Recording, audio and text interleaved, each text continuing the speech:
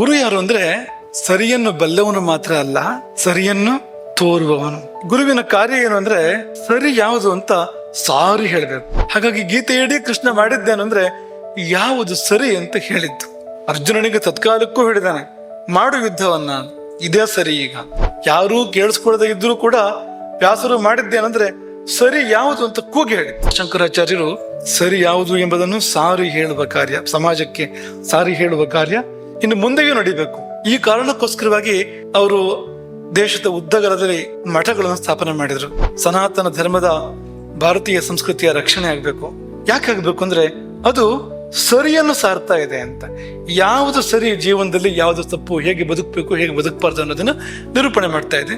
ತುಂಬಾ ಉಪಕಾರ. ಗುರು ಯಾರವನು, ಗುರು ಮಾಡಬೇಕಾದ ಕಾರ್ಯ ಏನು ಎಂಬುದನ್ನ ಆಲೋಚನೆ ಮಾಡುವಾಗ ಅದಕ್ಕೆ ತುಂಬಾ ತಿಳ್ಕೊಳ್ಳಿಕ್ಕಿದೆ, ತುಂಬಾ ಹೇಳಲಿಕ್ಕಿದೆ, ಮುಗಿಯುವಂಥದ್ದಲ್ಲ. ಆದ್ರೆ ಒಂದು ಸಂಗತಿಯನ್ನು ಎತ್ತಿ ಹೇಳುವಂತ ಮನಸ್ಸು ನಮ್ಮದು. ಗುರು ಅಂದ್ರೆ ಯಾರಿಗೆ ಸರಿ ಯಾವುದು ಅಂತ ಗೊತ್ತೋ ಅವನು ಗುರು. ಸರಿ ಯಾವುದು ಅಂತ ಗೊತ್ತಿರ್ಬೇಕು, ತಪ್ಪು ಯಾವುದು ಅಂತ ಗೊತ್ತಿರಬೇಕು. ಆ ಗೊತ್ತಿರುವಿಕೆ ಅನ್ನೋದು ಕೇವಲ ಪುಸ್ತಕ ಜ್ಞಾನವಾಗಿರಬಾರ್ದು, ಅನುಭವಪೂರ್ವಕವಾಗಿರ್ಬೇಕು. ಹಾಗೆ ಸರಿಯನ್ನು ಬಲ್ಲವನು, ಆದ್ರೆ ಸರಿಯನ್ನು ತಿಳಿದ ಮಾತ್ರಕ್ಕೆ ಅವನು ಗುರುವಾಗೋದಿಲ್ಲ, ಜ್ಞಾನಿ ಆಗ್ತಾನೆ ಅಷ್ಟೇ. ಸರಿಯನ್ನು ಅರಿತವರೆಲ್ಲ ಗುರುಗಳಲ್ಲ, ಜ್ಞಾನಿಗಳು. ಗುರು ಯಾರು ಅಂದ್ರೆ ಸರಿಯನ್ನು ಬಲ್ಲವನು ಮಾತ್ರ ಅಲ್ಲ, ಸರಿಯನ್ನು ತೋರುವವನು, ಸರಿಯ ದಾರಿಯನ್ನು ತೋರುವವನು, ಗುರಿ ಸೇರುವ ಸರಿದಾರಿಯ ತೋರುವ ಸ್ವಭಾವವುಳ್ಳವನು ಅವನು ಗುರು. ಗುರುವಿನ ಕಾರ್ಯ ಏನು ಅಂದ್ರೆ ಸರಿ ಯಾವುದು ಅಂತ ಸಾರಿ ಹೇಳ್ಬೇಕು, ಮೆತ್ತಗೆ ಹೇಳೋದಲ್ಲ. ಹೃದಯದ ಭಿತ್ತಿಯಲ್ಲಿ ಅದು ಅಚ್ಚಳಿದಂತೆ ಅಚ್ಚೊತ್ತಬೇಕು, ಹಾಗೆ ಹೇಳುವವನು ಗುರು ಅಂತ. ಎಲ್ಲ ಗುರುಗಳು ಹೀಗೆ ತಮ್ಮ ಬದುಕನ್ನು ಮಾಡಿದ್ದಾರೆ. ಇಂದು ಪೂಜಿತನಾದ ಗುರುಗಳು ಅದಕ್ಕೆ ಅಪವಾದ ಏನೂ ಅಲ್ಲ. ಇಂದು ಯಾರನ್ನು ಪೂಜೆ ಮಾಡಿದ್ವು ಅಂದ್ರೆ ಶ್ರೀಕೃಷ್ಣನನ್ನು ಪೂಜೆ ಮಾಡಿದ್ವು. ಮಧ್ಯದಲ್ಲಿ ಶ್ರೀಕೃಷ್ಣ, ಸುತ್ತ ಅನೇಕಾನೇಕ ಗುರು ದೇವ ವೃಂದ. ಕೃಷ್ಣ ಅವನು ಹುಟ್ಟಿದ್ದು ಸೆರೆಮನೆಯಲ್ಲಿ, ಕ್ಷತ್ರಿಯ ವಂಶದಲ್ಲಿ, ಶಾಪಗ್ರಸ್ತವಾದಂಥ ಒಂದು ಕ್ಷತ್ರಿಯ ವಂಶ, ಯದುವಂಶ, ಅಲ್ಲಿ ಹುಟ್ಟಿದವನು. ಮಳೆಗಾಲದ ಮಧ್ಯರಾತ್ರಿ ಘೋರ ಮಳೆಯ ಮಧ್ಯದಲ್ಲಿ ಅವನು ಕಡಾಂತಕಾಲದ ನಡುವೆ ಚಿಜ್ಯೋತಿಯಂತೆ ಹುಟ್ಟಿದವನು ಕೃಷ್ಣ. ಬೆಳೆದಿದ್ದು ಗೊಲ್ಲರ ಮಧ್ಯದಲ್ಲಿ, ದೊರೆಯಾಗಲಿಲ್ಲ ಎಂದು ಕೂಡ. ಆದ್ರೆ ಅದೆಷ್ಟೋ ಜನರನ್ನು ದೊರೆಗಳಾಗಿ ಮಾಡ್ತಾನೆ, ಎಷ್ಟೋ ದೊರೆಗಳನ್ನ ಅವ್ರು ಯೋಗ್ಯರಲ್ಲ ಅಲ್ಲಿರ್ಲಿಕ್ಕೆ, ಅವ್ರನ್ನ ಇಳಿಸ್ತಾನೆ. ಎರಡನ್ನು ಕೂಡ ಅವನು ಮಾಡಿದಾನೆ. ಎಲ್ಲಪ್ಪ ಹೇಗಪ್ಪ ಗುರು ಇವನು ಅಂತಂದ್ರೆ ಅವನಂತಹ ಗುರು ಬೇರೆ ಯಾರೂ ಇಲ್ಲ. ಯಾಕೆಂದ್ರೆ ಗೀತೆಯಂಥ ಉಪದೇಶ ಬೇರೆ ಯಾವುದೂ ಇಲ್ಲ. ಗೀತೆಗಿಂತ ಶ್ರೇಷ್ಠವಾದ ಉಪದೇಶ ಉಂಟ ಈ ಜಗತ್ತಿನಲ್ಲಿ ಅಂದ್ರೆ ಸಾಧ್ಯವೇ ಅಲ್ಲ ಇರ್ಲಿಕ್ಕೆ.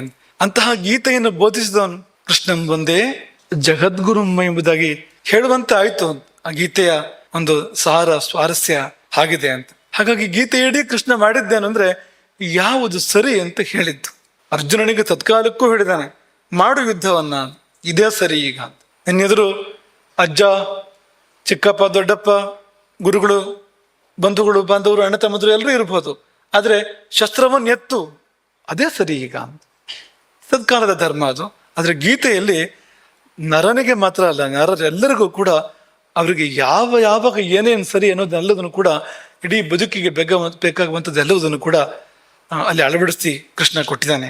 ಹಾಗಾಗಿ ಕೃಷ್ಣ ಮಾಡಿದ್ದು ಅದೇ. ಸದಾ ಕಾಲವೂ ಕೃಷ್ಣ ಅವನು ಗೀತೆಯಲ್ಲೂ ಅದನ್ನೇ ಹೇಳಿದ್ದು.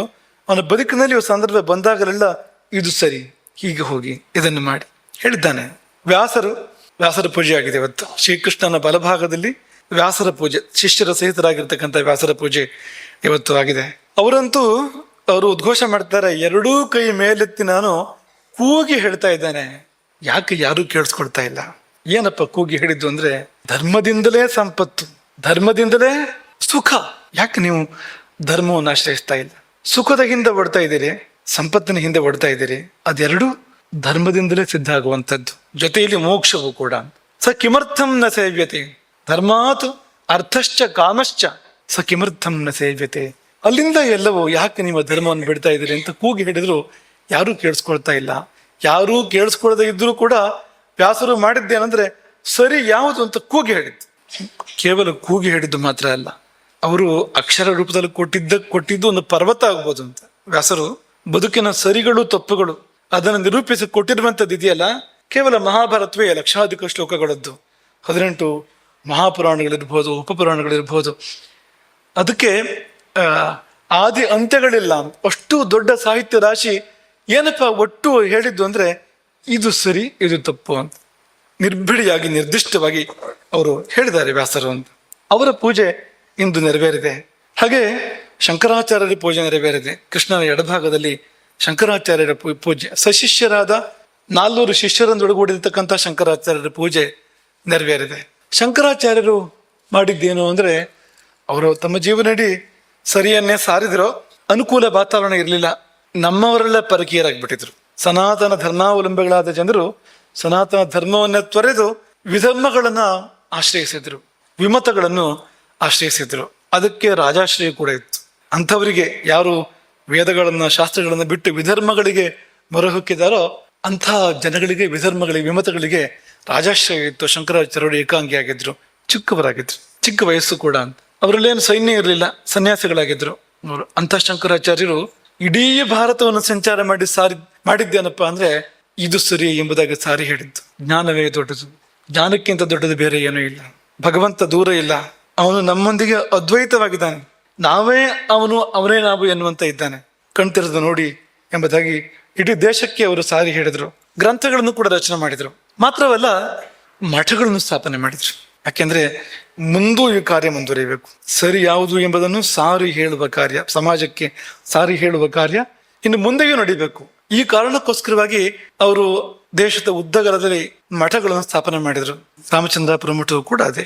ಅವರು ನೆಟ್ಟ ಒಂದು ಗಿಡ, ಶಂಕರಾಚಾರ್ಯರು ನೆಟ್ಟಿರ್ತಕ್ಕಂಥ ಒಂದು ಗಿಡ, ಅದು ಮರವಾಗಿದೆ, ಹೂವು ಹಣ್ಣುಗಳನ್ನು ಬಿಟ್ಟಿದೆ, ನೆರಳು ಕೊಟ್ಟಿದೆ. ಮಠದ ಉದ್ದೇಶ ಏನಪ್ಪಾ ಅಂದ್ರೆ, ಶಂಕರಾಚಾರ್ಯರ ಉದ್ದೇಶ ಏನಾಗಿತ್ತೋ ಅದೇ ಮಠದ ಉದ್ದೇಶ. ಏನಲ್ಲ ಅಂದ್ರೆ ಈ 100 ದೇಶಗಳಲ್ಲಿ ಶಾಖೆಗಳನ್ನು ಸ್ಥಾಪನೆ ಮಾಡುವುದು, ನಮ್ಮ ಮಠದ ಶಾಖೆಗಳನ್ನು ಸ್ಥಾಪನೆ ಮಾಡುವುದು ಇದಲ್ಲ. ಶಂಕರಾಚಾರ್ಯರು ಇದಕ್ಕಾಗಿ ಮಠಗಳನ್ನು ಸ್ಥಾಪನೆ ಮಾಡಲಿಲ್ಲ.